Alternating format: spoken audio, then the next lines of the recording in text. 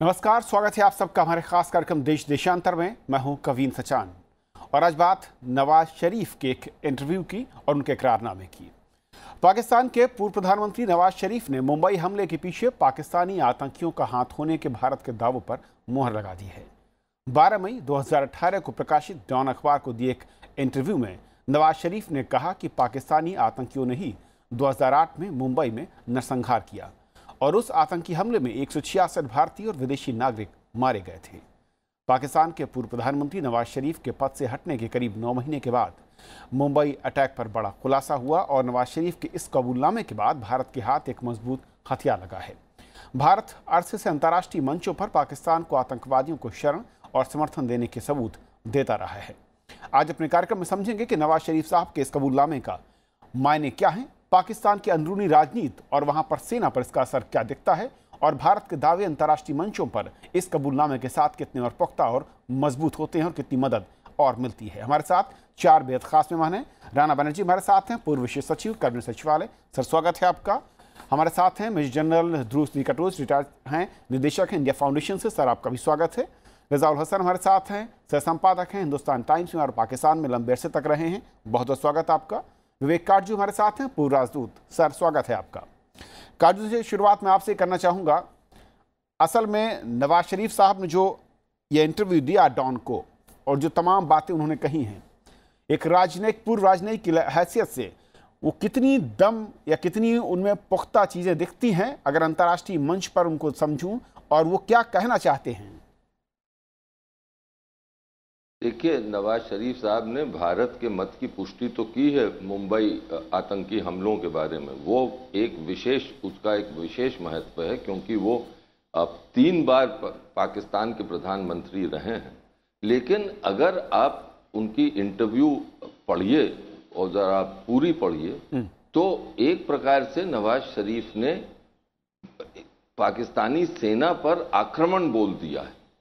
उन्होंने क्या क्या कहा ये सुनिए। पहला, उन्होंने कहा है कि क्या एक देश में 2 या 3 सरकारें हो सकती हैं या खाली संवैधानिक सरकार हो सकती है। यानी उन्होंने ये दिखाया है कि पाकिस्तान में संवैधानिक सरकार के साथ साथ फौज की सरकार भी चलती है। ये सबको मालूम है, लेकिन पहली बार किसी प्रधानमंत्री के मुंह से ये निकला है। उन्होंने कहा है कि यही फौज जो है ये पाकिस्तान की आर्थिक व्यवस्था और आर्थिक प्रगति के रूप में रुकावट पेश कर रही है। उन्होंने जनता को, पाकिस्तान की जनता को ये संबोधित किया है।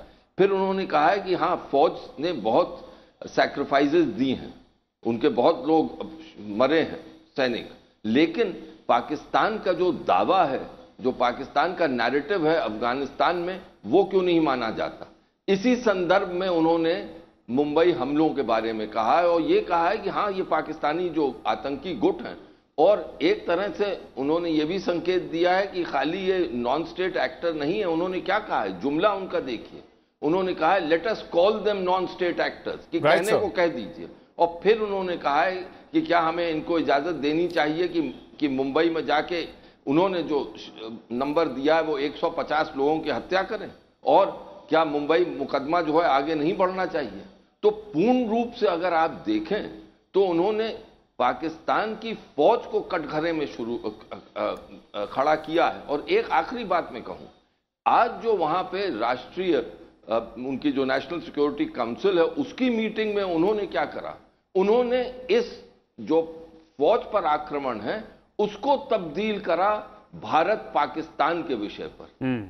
यह देखिए कि हमने, नवाज शरीफ तो फौज को पूर्ण रूप से कटघरे में खड़ा करना चाहते हैं, लेकिन वो जैसे अंग्रेजी में कहते हैं डाइवर्ट करा उन्होंने अटेंशन बिल्कुल भारत और पाकिस्तान के इशू पर, और ये कहने की कोशिश करी कि ये जो हैं ये बिल्कुल बकवास बात कर रहे हैं और इनकी बेबुनियाद बात कर रहे हैं। तो हमें, आखिरी चीज जो मैं कहना चाहूंगा कि आज के दिन हमें ये जो उन्होंने पुष्टि की है मुंबई हमलों के बारे में, उस पर तो ध्यान देना ही देना है, लेकिन जो उनकी पूर्ण मैसेज है पाकिस्तान की जनता को, उससे अटेंशन डाइवर्ट नहीं करने देना है। क्योंकि वही एक मैसेज है जो कि उनकी फौज को कटघरे में खड़ा करने की मैसेज।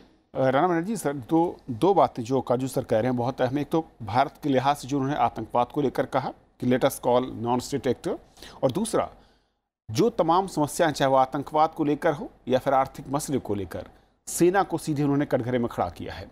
इसे आप कैसे देखते हो? इसका सिग्निफिकेंस आज के दौर में अगर पाकिस्तान के लिहाज से देखा जाए तो कितना महत्वपूर्ण? कुछ हद तक मैं काटजू साहब से सहमत हूँ, लेकिन हमको ये देखना चाहिए किस संदर्भ में उन्होंने कहा। एक तो ये खुलासा जो है नया नहीं है, ये पहले भी आ चुका है और पाकिस्तान के अफसर, पुलिस के अफसरों ने भी इस बात को माना है। जैसे कि DG FIA थे तारिक खोसा साहब, उन्होंने अखबारों में भी लिखा है और अपनी अभी नई उनकी किताब आई है पाकिस्तान द फॉल्टरिंग स्टेट, उसमें उन्होंने पूरा एक चैप्टर लिखा है जिसमें उन्होंने ये सारी बातें मानी हैं कि हाँ ये पाकिस्तान के ही लोग थे और हम लोगों ने इनको पकड़ा था। लेकिन उसके बाद जो है केस पर आगे कोई प्रगति नहीं हुई। क्यों नहीं हुई, ये हम लोगों को खुद अपने अंदर झांक के देखना चाहिए।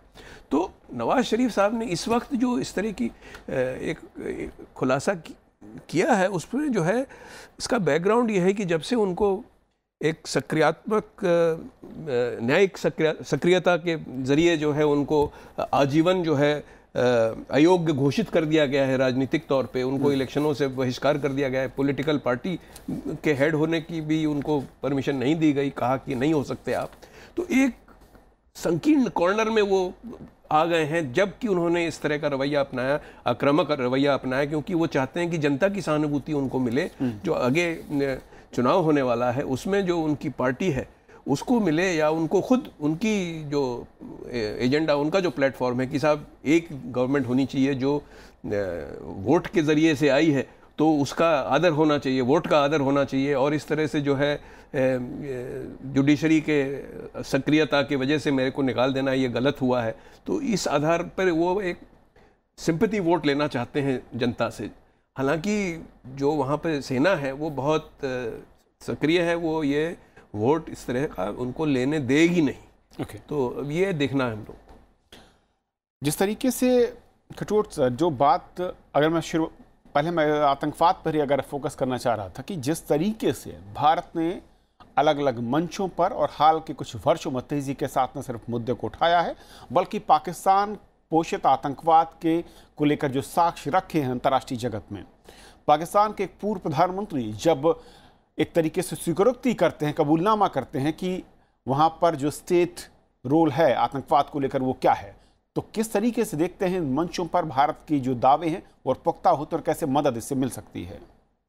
नहीं, पिछले 2 सालों से, खास करके पिछले 2 या 3 सालों से हमने ये देखा है कि जो भारत के प्रधानमंत्री और मिनिस्ट्री ऑफ एक्सटर्नल अफेयर्स, इन सब के साथ ये जो एक कैंपेन की तरह से पूरे विश्व में ये बातें आगे बढ़ाई है कि पाकिस्तान टेररिस्ट को बढ़ावा देता रह रहा है, टेररिज्म को बढ़ावा दे रहा है।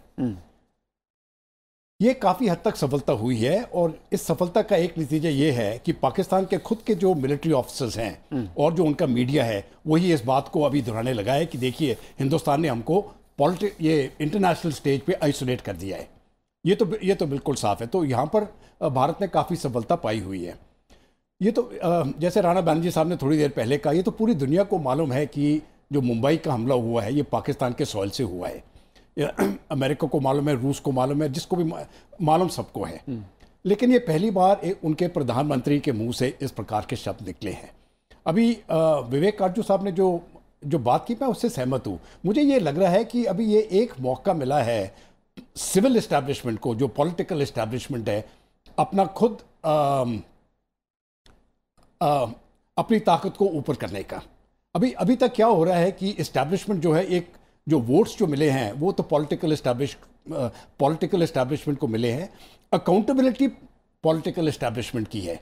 लेकिन चला पीछे से रहा है फौज। तो उनकी अकाउंटेबिलिटी इस पूरे विषय में, पाकिस्तान में जो भी हो रहा है, अकाउंटेबिलिटी इनकी कुछ नहीं है। अभी जाके मेरे ख्याल से ये बताना चाहते हैं कि देखिए पाकिस्तान जो है उसकी जो रूलिंग हो रही है, बेशक पॉलिटिकल इस्टेब्लिशमेंट आदेश देता है, लेकिन पीछे का हाथ वो अभी तक भी फौज का है। और जब तक वो फौज का हाथ पीछे से हट नहीं जाए, ये कोई भी रिलेशनशिप पाकिस्तान का हिंदुस्तान के साथ या अफगानिस्तान के साथ या दूसरों के साथ वो सुधरने वाला नहीं है। और ख़ास करके जो इंटरनल इंस्टेबिलिटी पाकिस्तान में है, जो टेररिज्म से बढ़ रही है, वहाँ से भी मुझे उनको छुटकारा नहीं मिलने वाला है। लेकिन दावा तो उन्होंने कर दिया है, उन्होंने वो एक तरफ से अपना धावा बोल दिया कि ठीक है, ये हम इस विषय पर चलेंगे, लेकिन आगे क्या होने वाला है? बाकी जो पॉलिटिकल पार्टीज हैं पाकिस्तान की, जैसे इमरान खान की, वो तो इनके साथ नहीं चलेंगी। तो ये तो सिर्फ ये नवाज शरीफ की पार्टी है, वो अभी एक रास्ते पर है, बाकी जो है फौज और बाकी पार्टियां वो दूसरे रास्ते पर है। Okay. अभी हम देखते हैं कि आगे क्या होता है।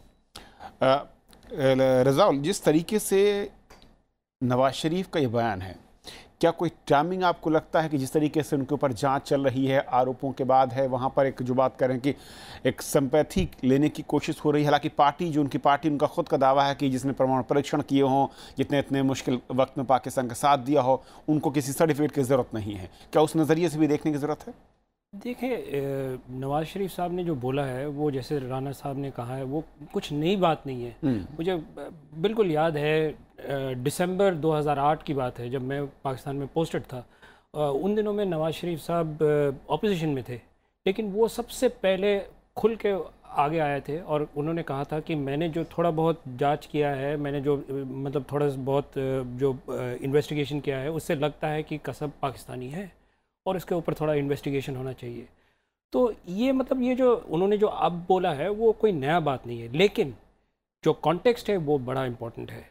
अब जैसे आप कह रहे हैं, उनके ऊपर करप्शन के केसेस चल रहे हैं, लगातार उनके पार्टी के ऊपर हमले हो रहे हैं, मतलब पॉलिटिकली, कि उनको किसी तरह भी साइडलाइन कर दे, और अगर वो इलेक्शन जीत भी जाते हैं तो इस हद तक नहीं जीतते कि उनका मतलब बहुत मजबूत पोजीशन हो। फौज बहुत कोशिश कर रही है कि उनको साइडलाइन करे, और जो फ़ौज के लिए जो मतलब एमेनेबल पॉलिटिशियंस है, जैसे कि इमरान खान या शेख रशीद, इस तरह के लोगों को लाया जाए और उनको ज़्यादा बड़ा रोल दिया जाए।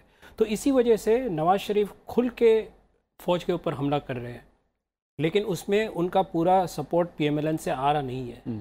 उनके जो छोटे भाई है, उन्होंने कल ट्विटर पे ये मैसेज दिया कि उनके जो बयान थे, जो उनका इंटरप्रिटेशन हुआ, ये पार्टी की पॉलिसी नहीं है।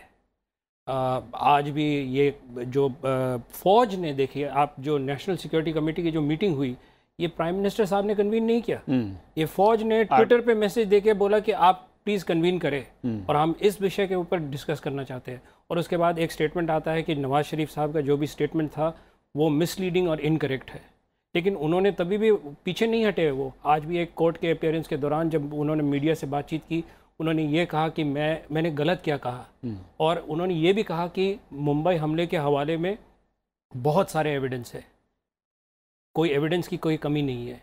तो वो तो यही कह रहे हैं कि कि इसके आगे काम होना चाहिए। लेकिन मैं एक और चीज़ भी कहना चाहूँगा, नवाज शरीफ साहब ये कह तो रहे हैं, लेकिन जो मेन एंटी इंडिया ग्रुप्स है, आप लश्कर तोयबा ले ले, आप जैश ए मोहम्मद ले ले, ये दोनों ग्रुप्स, उनके जो स्ट्रॉन्ग होल्ड है पंजाब प्रोविंस, वहीं पे बेस्ड है।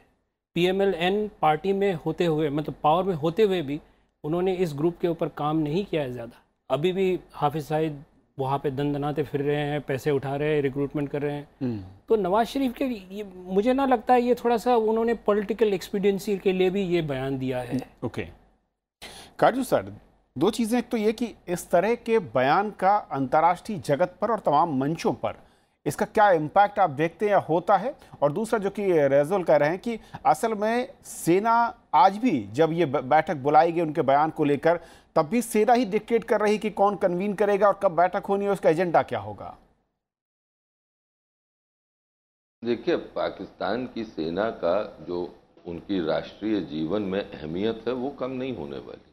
हमें ये नहीं होप करना चाहिए, उम्मीद लगानी चाहिए कि नवाज शरीफ के एक बयान से, एक इंटरव्यू से पाकिस्तान की हकीकत तब्दील हो जाएगी। लेकिन जो उन्होंने कहा है वो अपनी जगह बहुत इम्पोर्टेंट है। जैसे एक और चीज़ उन्होंने कही अपनी इंटरव्यू में, उन्होंने कहा कि प्रेसिडेंट पुतिन और प्रेसिडेंट शी भी तो हमको, चाइना के प्रेसिडेंट शी भी तो हमको यही राय दे रहे हैं कि आतंक जो फैला रहे हो बंद करो।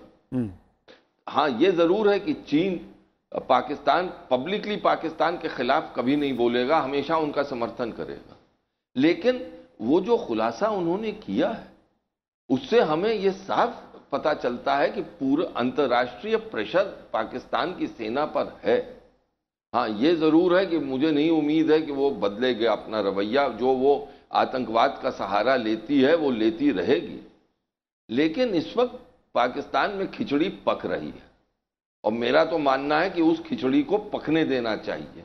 शायद कुछ उसमें पाकिस्तान की कुछ लोगों में, कुछ हलकों में, अब जो नवाज शरीफ कह रहे हैं किसी वजह से भी कह रहे हैं, मैं मानता हूं जो मेरे साथी कह रहे हैं कि वो फंस गए हैं राजनीतिक रूप से तो इसलिए कह रहे हैं, लेकिन कह तो रहे हैं और 3 बार प्रधानमंत्री तो रहे हैं, तो अंतर्राष्ट्रीय रूप से तो इसका बहुत बड़ा असर पड़ेगा।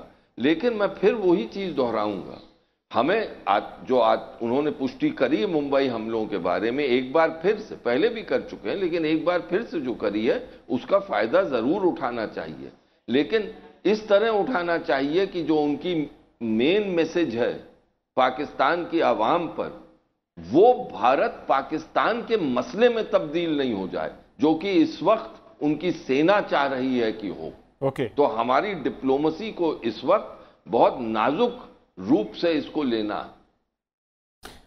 जिस तरीके से काजू साहब कह रहे हैं, बहुत अहम है कि डिप्लोमेसी को इस वक्त बहुत, इस टूल को कैसे इस्तेमाल करना है और कहाँ पर इसका इम्पैक्ट होना चाहिए, ख़ास ध्यान रखना होगा, और उसकी दिशा में हमें क्या विकल्प, क्या कदम आपको लगता है कि उठाने की ज़रूरत है? नहीं, जो मेरे अपने विचार हैं, रूट कारण जो हिंदुस्तान का जो प्रॉब्लम है वो टेररिज्म का है। बाकी जो पाकिस्तान में इंटरनल सिचुएशन है, जो पॉलिटिकल सिचुएशन है, वो पाकिस्तान का प्रॉब्लम है। हमारा प्रॉब्लम सिर्फ टेररिज्म के साथ आता है, और इस टेररिज्म को निपटाने के लिए मैं बहुत बार पिछले कुछ सालों से कहता जा रहा हूँ कि इस टेररिज्म को निपटाने के लिए दर्द जो होने चाहिए वो पाकिस्तान की सेना को होना चाहिए। इस समय पर क्या हो रहा है कि पिछले सालों से हमने देखा है कि जो भी एक्शन हो रहे थे वो हिंदुस्तान के अंदर जो टेररिस्ट ग्रुप्स आ रहे थे उनके ऊपर हो रहा था, लेकिन पाकिस्तान सेना जो उनको सपोर्ट कर रही थी उसके ऊपर कोई भी एक्शन नहीं हुआ है। अभी पिछले साल से 2017 में खास करके ये देखा कि पहली बार जो जब वो सीज फायर का उल्लंघन करते थे टेररिस्ट को अंदर भेजने के लिए, तो उनके विरुद्ध कार्रवाई हुई, और इस कार्रवाई से थोड़ी सी दर्द पाकिस्तान फौज को, सेना को होने लगी। मेरे अपने विचार से, अगर आपने, जैसे काजू साहब ने बताया कि पाकिस्तानी सेना का रवैया बदली करने की ज़रूरत है, अगर वो रवैया उनका चेंज करेंगे, आप उसको चेंज करेंगे, तो पाकिस्तानी सेना को दर्द होना चाहिए। और मैं अपनी तरफ से समझता हूँ कि जो भी लाइन ऑफ कंट्रोल के ऊपर जितने भी उनके पोस्ट हैं, जहाँ से भी इन्फिल्ट्रेशन होती है, वहाँ पर अगर आप उनको पूरे बर्बाद कर दें, बेशक मुझे मालूम है वो रिटेलिएशन होगी, वो रिटेलिएशन हम सह लेंगे, लेकिन ये बार जब ये कार्रवाई करते रहेंगे तब पाकिस्तान के ऊपर ये प्रेशर आएगा और वो फिर अपनी कार्रवाई बदलने की पहले बार सोच विचार करेंगे। ओके रज़ा, 2 चीज़ें, तो क्या इस पूरे बयान का या स्वीकृति का, कबूलनामे का जो केस चल रहा है 26/11 को लेकर, वहाँ पर जिसको लेकर लगातार सबूत कई बार दिए गए, उस पर कोई इम्पैक्ट देखते हैं या फिर इस पर कोई ख़ास इम्पैक्ट इसका नहीं होगा? और दूसरा, अंतर्राष्ट्रीय जगत पर अमेरिका से लेकर हर जगह से जो फंड की कटौती हुई है, आतंकवाद को सपोर्ट देने को लेकर बार अलर्ट जारी हो रहा है, क्या वहाँ पर भी कुछ मुश्किलें और बढ़ती दिखेंगी? जी देखिए, ये मैं पहले फ़ंड्स के ऊपर बात कर लेता हूँ। फ़ंड्स के ऊपर देखिए और कुछ दबाव हो नहीं सकता है। अब जून महीने में पाकिस्तान का नाम FATF के ग्रे लिस्ट में लगने वाला है, इससे ज़्यादा और दबाव क्या देंगे आप? लोगों को पता है, हर जगह पे टेररिज्म फंडिंग के ऊपर, इस विषय के ऊपर मतलब डिस्कशन हो चुका है। तो यही हमें देखना पड़ेगा कि इंडिया को जो इंटरनेशनल पार्टनर्स हैं उनके साथ काम करके ये जो कदम लिए जा रहे हैं उनको एकदम इफ़ेक्टिवली इम्प्लीमेंट करना पड़ेगा। दूसरा बात रह गया आपका 26/11 का जो 26/11 का जो ट्रायल है, देखिए वो मुझे लगता है आप उसको भूल ही जाइए। वो एक टोटल फार्स हो चुका है। वहाँ पे करीबन 5 साल मैंने खुद उस ट्रायल को कवर किया था। वो हालांकि वो ट्रायल इन कैमरा चल रहा है। कुछ कहते हैं कि कुछ 30-40 लोगों ने, विटनेसेस ने आके एविडेंस भी दिया है और बहुत ठोस एविडेंस दिया है। बैंक ट्रांसफर्स के ऊपर एविडेंस दिया गया है, बोट के ऊपर एविडेंस दिया गया है, जो बोट के जो इंजन था कहाँ से ख़रीदा गया था, किसने ख़रीदा, वो सारे सब कुछ, लश्कर-ए-तोयबा के साथ क्या कनेक्शन है, उसके ऊपर एविडेंस दिया गया है। क्या बना? कुछ नहीं बना। अभी भी जो 7 लोगों को अरेस्ट किया गया था वो 6 जेल में हैं। जो सबसे बड़ा नाम उनमें से जो अरेस्ट हुआ था, ज़ाकिर रहमान लखवी, वो बेल पे है। वो कहाँ है वो भी पता नहीं है। कुछ लोग कहते हैं कि ISI के किसी सेफ हाउस में उनको रखा जा रहा है। और ये केस में देखिए 8 बार जज बदल चुका है। जो चीफ प्रोसिक्यूटर है उनको असैसिनेट किया गया है। कुछ लोग कहते हैं कि ये बेनज़ीर भुट्टो के असैसिनेशन हैंडल कर रहे थे, उस वजह से उनको मारा गया। लेकिन मैं ये समझता हूँ कि उनको मुंबई अटैक्स के केस के वजह से उनको असैसिनेट किया गया। जो मुझे जो एविडेंस मिला था वहाँ पे, मुझे तो यही शक है। तो मैं कहता हूँ कि इंडिया को इस केस के ऊपर ज़्यादा, मतलब इस ट्रायल के ऊपर ज़्यादा उम्मीद नहीं रखनी चाहिए। मुझे नहीं लगता इसके कोई कंक्लूशन होने वाला है। काजू सर, कुछ आप ऐड करना चाह रहे थे? नहीं, देखिए, आज जो उनकी राष्ट्रीय सुरक्षा कमेटी की बैठक के बाद जो बयान आया है, उससे तो उन्होंने दरवाज़ा बंदी कर दिया इस केस के बारे में। उन्होंने ये कहा है कि हम अजमल कसब को इंटरोगेट करना चाह रहे थे, भारत ने उसको फांसी दे दी। यही बेसिक कारण है जिसकी वजह से केस नहीं बढ़ रहा है। और इसके बाद उन्होंने भारत पर लांछन लगाना शुरू कर दिया आतंक के मसले पर। तो केस में तो हमें कोई उम्मीद नहीं रखनी चाहिए। लेकिन ये महत्वपूर्ण बात है कि नवाज शरीफ ने प्रश्न उठाया है, यानी एक बार फिर अंतर्राष्ट्रीय समुदाय के सामने इस केस को उन्होंने प्रोफाइल किया है। वो बहुत अपने में एक बहुत बड़ी मैसेज है। लेकिन क्या इससे पाकिस्तान की आर्मी कहीं पहले से ज़्यादा चौकस तरीके से अब अपने, मैं कहूँ कि जो उसका रणनीति रही उसको अंजाम देने की कोशिश करेगी? क्योंकि उसको पता है कि इस बार कहीं ना कहीं पॉलिटिकल जो एक पूरा का पूरा जनर है उसकी तरफ से यहाँ पर उसको टारगेट करने की कोशिश हो रही है, और खासकर उस पार्टी की ओर से जिसके मुखिया को तमाम आरोपों में घेर दिया गया है। मुझे नहीं लगता है, क्योंकि आतंकवाद का इस्तेमाल पाकिस्तान की सिक्योरिटी डॉक्ट्रिन, उसकी रणनीति का एक अब अटूट अंग बन चुका है और वो इसको छोड़ने वाले नहीं हैं। प्रेशर उन पे बहुत पड़ रहा है। हाँ, अगर कीमत इतनी देनी पड़े कि उनके पास कोई रास्ता नहीं रहे, तब वो बदल सकते हैं।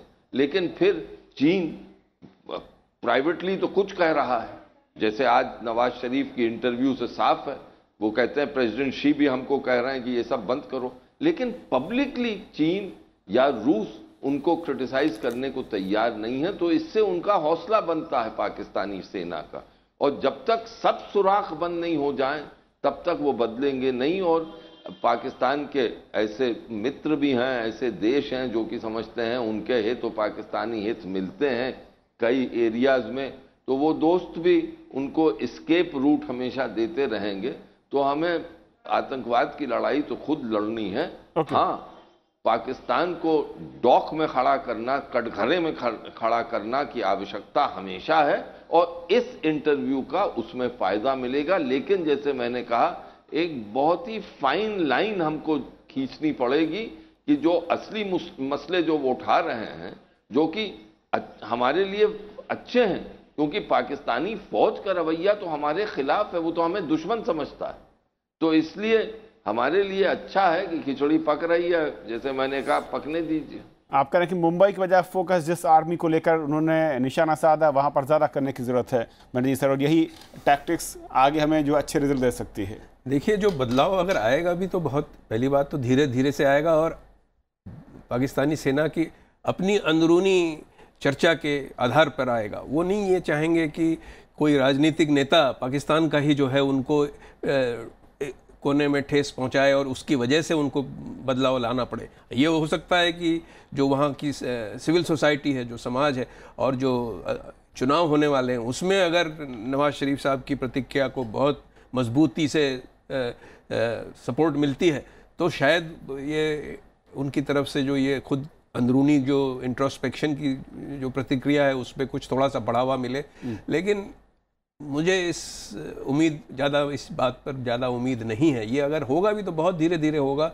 बाजवा डॉक्ट्रिन जो उन्होंने अभी कहा है, उसमें थोड़ा सा उन्होंने इंगित दी है इस बात की कि ठीक है, देखिए, हम ये अब छोड़ रहे हैं, ये सब चीज़ें हम नहीं कर रहे हैं, और आतंकवाद को हम एकदम उखाड़ देंगे। लेकिन हमको कोई इसका एविडेंस नहीं मिल रहा है कि ये जो चयनात्मक उनकी जो नीति है, सिलेक्टिव या प्रवृत्ति तरीके से कुछ आतंकवादियों को वो बंद कर रहे हैं, कुछ को नहीं कर रहे हैं। जब तक इसमें बदलाव नहीं आएगा तब तक हमें उम्मीद ज़्यादा नहीं करनी चाहिए।